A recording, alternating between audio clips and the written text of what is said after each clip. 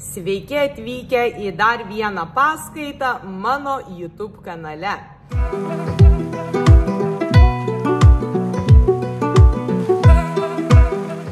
Šiandien kalbėsime apie jūsų energetinį kūną ir čakrų sistemą. Tai yra paskaita, kurios labai manęs prašėte, taigi nusprendžiau ją įrašyti ir trumpai pasidalinti. Daugelis žmonių galvoja, kad čakrų sistema yra tik tai vedinių mokymų dalis ir yra skirta jogams, tačiau tai yra tikrai netiesa. Čakrų sistema yra svarbi kiekvienam žmogui, todėl labai kviečiu ją pažinti kartu su manimi. Pradėkime nuo jūsų energetinio kūno. Ką tai reiškia? Mes visi puikiai suprantame, jog turime fizinį kūną, kurį galime matyti ir liesti. Tačiau jeigu analizuotume materiją, būtent iš ko yra sudarytas jūsų kūnas, tai pradėtumėm nuo jūsų organų, nuo kraujo, iš ko sudaryti organai, iš audinių, iš ko sudaryti audiniai, iš ląstelių, iš ko sudarytos ląstelės, iš molekulių, iš ko sudarytos molekulės, iš atomų, iš ko sudaryti atomai, iš subatominių dalelių. O kas jungia tas subatominės daleles, tai yra energija. Tai čia truputėlis fizikos jums. Tai reiškia, kad materija yra tik suspausta energijos forma. Ir lygiai taip pat, kaip mes turime fizinį pavidalą, kurį galime matyti ir paliesti, mes turime ir energetinį kūną. Tai kaip jūsų kūnų nuolat teka kraujas, jis niekada nesustoja, tai kaip plaka širdis, tai kaip oras keliauja į jūsų plaučius ir iš jūsų plaučių, taip ir energija nuolat teka jūsų kūnų. Energija nustoja tekėti jūsų kūnų tuo met, kai jūs paliekate šį kūną, jūsų siela išeina ir tuo met energijos kūne nebelieka. Na ir energija kūnų vaikšto energijos kanalais, lygiai taip pat kaip kraujas vaikšto kraujagyslėmis. Tie energijos kanalai yra vadinami nadžiais. Žmogaus kūnas turi apie 72 000 nadžių, tačiau pagrindiniai nadžiai yra 3, kurie yra išsidėstę aplink mūsų stuburą. Tai yra ida, pingala ir tiesesis kanalas, kuris eina per stuburą, vadinasi šušumna. Ir šis kanalas yra siejamas su kundalini šakti energija. Norėčiau, kad įsivaizduotumėte energijos kanalus tarsi kelius. Kelius, kurie vinguriuoja per jūsų kūną. Na ir keliai turi vietą, kurioje jie visi susikerta. Tai yra tarsi miestas. Ir tai yra mūsų čakros. Iš ties kūne yra daugybė čakrų, daugybė vietų, kur energija susikerta ir kur jos aktyvumas yra didesnis. Tačiau pagrindinės mūsų čakros yra 7. Tikrai yra daugybė skirtingų sistemų, kai kurie mentoriai analizuoja 12, 9, 8 sistemas, tačiau mes susikaupiame ties 7. Ir jos yra išsidėsčiusios nuo stuburo apačios, kaip matote, bus ryškesnis šitas paveikslėlis greitai, iki jūsų viršugalvio. Na ir kiekviena čakra yra atsakinga už skirtingus jūsų sąmonės aspektus. Ir jų vystymasis priklauso nuo to, kokią informaciją pasisavinote, kaip augote, ir tai, kaip galvojate, kaip jaučiatės ir kokius veiksmus atliekate, nes tokie tuomet yra ir jūsų rezultatai. Nu, dabar trumpai pakalbėsime apie kiekvieną čakrą ir ką ji reiškia. Kiekviena čakra turi savo elementą, savo spalvą, savo vietą ir atitinkamą sąmonės būseną. Taigi trumpai, už ką yra atsakinga kiekviena iš šių čakrų? Mūsų šakninė čakra yra atsakinga už stabilumą ir išgyvenimą, todėl kad tai yra svarbiausia organizmui. Organizmui yra svarbiausia išgyventi. Ir kai organizmas jaučia kažkokią tai grėsmę arba baimę, tuomet jisai turi du pasirinkimus. Tai yra kovoti arba bėgti. Jeigu jisai yra linkęs kovoti, tuomet čakros yra hiperaktyvios. Jeigu slėptis ir bėgti nuo problemų, tuomet jos negauna užtektinai energijos. Na ir jeigu kūdikis auga šeimoje, kur yra labai daug emocinio nestabilumo, riksmai, taip pat kūdikiai labai perima energiją, jeigu tėvai pykstasi, tuomet ši čakra labai dažnai būna nesubalansuota ir reikia su tuo dirbti. Mūsų sakralinė čakra yra atsakinga už mūsų emocijas, tai yra mūsų emocinis centras, taip pat reprodukcija, kaip matote, jog jis yra būtent ten, kur yra mūsų gimda moterų. Ir taip pat už mūsų kūrybinę energiją, tačiau ne jos išraišką. Už išraišką yra atsakinga gerklės čakra. Taigi ši čakra pradeda vystytis tuomet, kai mes pradedame norėti kažką paliesti, norėti kažką tai išgyventi ir pradedame po truputėlį analizuoti pasaulį. Ir tuomet mes pažįstame skirtingas emocijas. Šitas man skanu, šitas neskanu, šitas švelnu, šitas yra grubu. Jeigu paliesiu, daleiskim, kačiuką, jisai bus švelnus. Tačiau jeigu jis man įdrėks, man skaudės. Taigi aš pradedu pažinti skirtingus jausmus, skirtingas emocijas. Na ir tai vystosi man per gyvenimą ir būtent tai labai atsiliepia mūsų seksualiniam gyvenimui. Tai yra, jeigu ši čakra yra blokuota, žmogus gali neturėti seksualinės energijos ir tai atsispindės jo santykiuose. Iš kitos pusės, jeigu hiperaktyvi, gali būti, kad žmogus bus per daug seksualus, nuolat keis partnerius, jam neužteks vieno ir tai taip pat sukels daugybę jam problemų, šeimoje ypač. Ir taip pat emocinis stabilumas. Žmogus, kuris yra nestabilus šiame centre, visada turi nuotaikų kaitas, nuolatinės dramos. Moterims taip pat labai yra stiprios problemos su PMS, tai yra prieš menstruacijų nuotaikų kaitos. Taigi ši čakra yra labai atsakinga už mūsų pojūčius ir už mūsų malonumus. Saulės rezginio čakra, manipūra, yra mūsų asmeninės galios centras, mūsų ego centras. Vaikas maždaug 18 mėnesių pradeda suprasti žodį aš. Čia esu aš ir čia yra mano mama, mano tėtis ir kai gimsta aš, gimsta ir jo ego. Ir po truputėlį tas ego vystosi ir tampa man reikia, mano nuomonė, aš man. Ir viskas yra labai gerai su tuo aš ir man, todėl kad tai yra mūsų asmeninė galia. Tačiau tą ego taip pat reikia subalansuoti. Jeigu ego yra nesubalansuotas, tuomet žmogus gali būti labai didelis egoistas, nuolat siekti galios, nuolat siekti dominavimo, taip pat perfekcionizmas iš to ateina, kas gali kenkti labai žmogui, jo sveikatai, vidiniai būsenai. Na, o jeigu energijos nėra šiame centre, tai yra negauna čakra energijos, žmogus nepasitikės savimi, jisai neturės savo individualumo, negalės atrasti kažkokio tai kelio, todėl kad jis blokuos save nuo savo asmeninės galios ir taip pat neturės visiškai valios. Taigi saulės rezginys yra asmeninė galia ir valia. Valia kažką daryti, valia kažką pasiekti.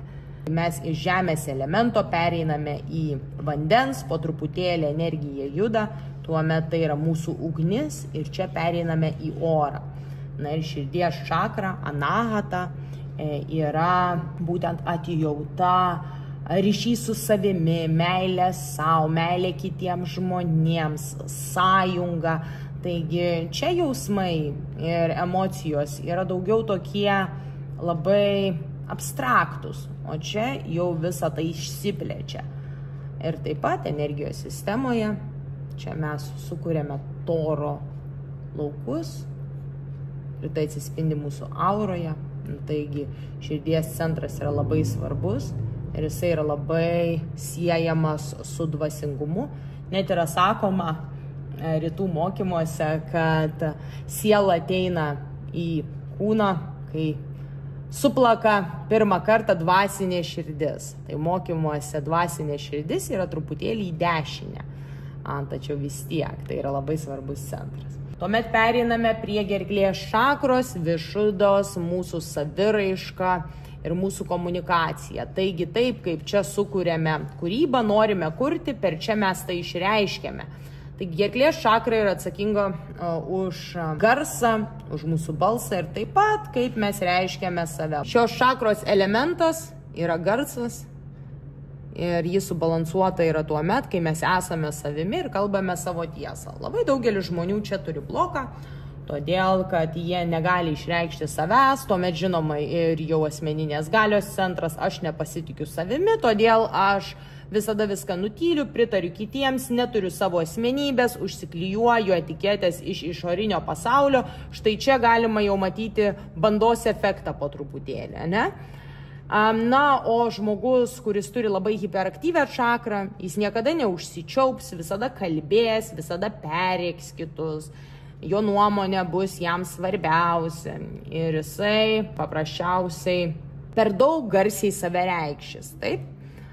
Tuomet mes turime trečiosios akies čakrą ir ji yra atsakinga už tiesos matymą. Jos elementas yra šviesa. Kai ši čakra yra aktyvi, tuomet mes turime gerą sugebėjimą mokytis. Mūsų intuicija yra labai aktyvi, taip pat vaizduotė ir sapnai. Tai yra mūsų daugiau intuicijos ir intelekto centras, taip? Na ir šią čakrą gali blokuoti iliuzijos. Tai yra, jeigu ji yra per daug aktyvi, būtent žmonės, kurie yra per daug dažnai galvojantis, mąstantis, analizuojantis viską, susikuria teorijas, kažkokias sąmokslo, jas seka ir galvoja, kad visi kiti yra kvaili. Vienu žodžiu, gyvena savo pasaulyje. Taip pat turi tą overthinkinimo problemą.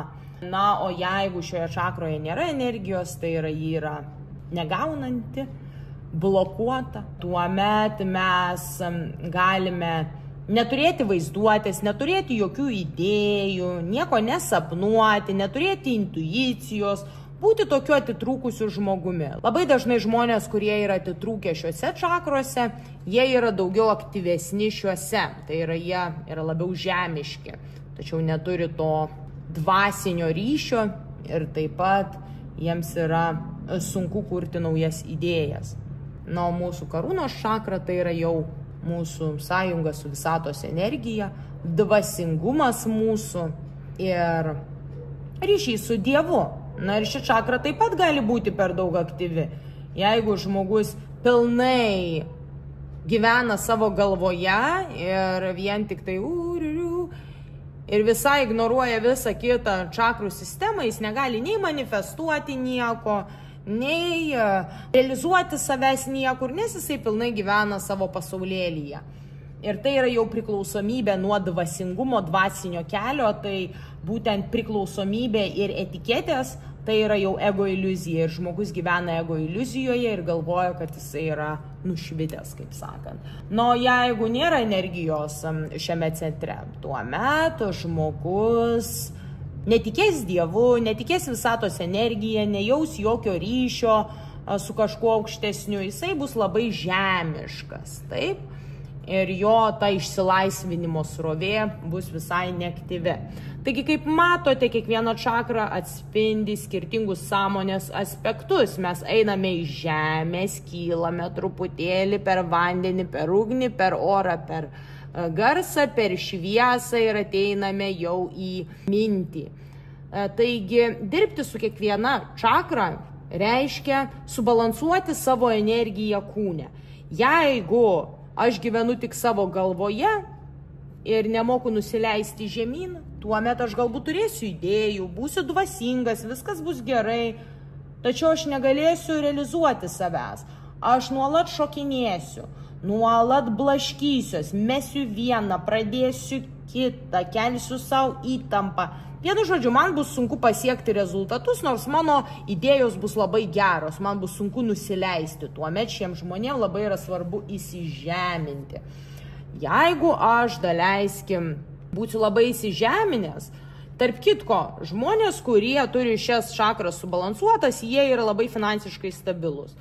Tačiau jiems kažko trūksta. Jiems trūksta dažnai atjautos, jiems trūksta meilės kitiems žmonėms. Taip pat jie neturi ryšio su Dievu, jie yra netikintis. Taip pat jų nuolatinis noras turėti daugiau kelia labai didelį įtampą, verčia lygintis ir jie tiesiog negali gyventi pilnaverčio gyvenimo.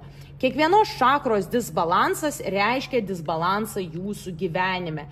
Ir gera žinia ta, kad tiek per dvasinės praktikas, tiek per kūninės praktikas, tiek per psichologinės praktikas jūs galite balansuoti visas šias sistemas. Pakalbėkime apie kelias. Daleiskim šakninę čakrą, analizuojant savo baimės, ko aš bijau, kodėl aš tuo bijau, atliekant vizualizacinės meditacijas, kur mes pradedame keisti savo požiūrį į baimės, pasirenkame geresnę ateities prognozę. Tuomet atliekant įsižeminimą, vaikštant basomis, pradedant truputėlį laiko daugiau praleisti gamtoje su gyvūnais, taip pat jogos asanos, kaip tik šiai čakrai labai tinka hatha joga, subalansuoti vyrišką, moterišką energiją. Jeigu kalbame apie pirmąją čakrą, yra ir tam tikri kristalai, ir kvapai, kas padeda tai subalansuoti. Taigi yra daugybė būdų. Sakraliniai čakrai yra labai svarbu. Dienoraščio rašymas, klubus atveriantys pratimai, savianalizė, savęs priėmimas, daugybė tiek psichologinių aspektų, tiek fizinių aspektų. Nepamirškite, kad kuo labiau kylam į viršų, tuo daugiau čia yra dvasinių aspektų. Kuo žemiau, tuo daugiau fizinių aspektų. Jeigu kalbame apie saulės rezginį, čia yra asmeninė galia, taigi dalykai, kurie kelia mums pasitikėjimą savimi, taip pat ugdo mūsų valią, maudymas šaltame duše, daleiskim, badavimas protarpinis, sportas, svoriai. Vienu žodžiu, yra daugybė būdų, kaip dirbti su šiuo centru. Širdis yra meditacijos specialios, pranajamos, čia jau mes kalbame apie orą, taigi kvėpavimas yra labai svarbu šiam centrui. Širdies atverimas, atleidimo laiškus rašome pas mane mokymuose. Gerklės čakra čantai, kadangi garsas, taigi mes labai daug garso leidžiame, taip pat judame, šokis, kūrybinė energija, tapymas. Šiai čakrai yra labai gerai. Jeigu kalbam apie jogą, tuomet mantra joga. Trečioji akis ir karūnos čakra, čia jau yra meditacijų praktikos ir taip pat intuicijos lavinimo praktikos skirtingos. Taip pat trečiai akiai daleiskim, aš rekomenduoju ir sapnus analizuoti. Apie tai taip pat kalbu savo mokymuose. Mokomės pasiekti astralą sapnuose. Taigi kiekvienai čakrai yra labai skirtingas darbas ir skirtingi aspektai. Na ir jų balansavimas yra tokia įdomi kelionė per savo vaivorykštės tiltą, kas tęsiasi visą jūsų gyvenimą. Ir tai yra labai nuostabu, todėl kad kai mes subalansuojame visus šiuos centrus, mes jaučiame saugus, mes nugalime baimės, nerimus, mūsų emocijos teka laisvai, mes mokame mėgautis gyvenimu. Taip pat mes turime asmeninės galios, mes pasitikime savimi, mes mylime save ir mylime kitus, mūsų meilė teka laisvai. Mes galime reikšti save, mes galime kurti ir tai manifestuoja mūsų gyvenime trokštamą realybę ir pinigus. Mes galime jausti sąjungą su aukštesne visatos energija, mes esame intelektualūs, mes norime ir mokytis, ne tik mokytis, kas yra mūsų karjerai, tačiau taip pat mokytis apie savo dvasinį pasaulį. Mūsų mintys yra aiškios ir švarios. Na ir mes jaučiame sąjungą su Dievu. Taigi štai tokia trumpa kelionė per mūsų vaivorykštės tiltą. Na ir darbas su čakromis perkelia jūs į aukštesnius sąmoningumo lygmenis. ir tiesiog nustojate ieškoti laimės ir pilnatvės išoriniam pasaulyje. Ir kuo labiau subalansuojate energiją savo kūne, tuo labiau galite džiaugtis kiekvieną akimirką ir tuo daugiau naujų galimybių sulaukėte į savo gyvenimą. Ačiū, kad dalyvavote ir iki kitos paskaitos.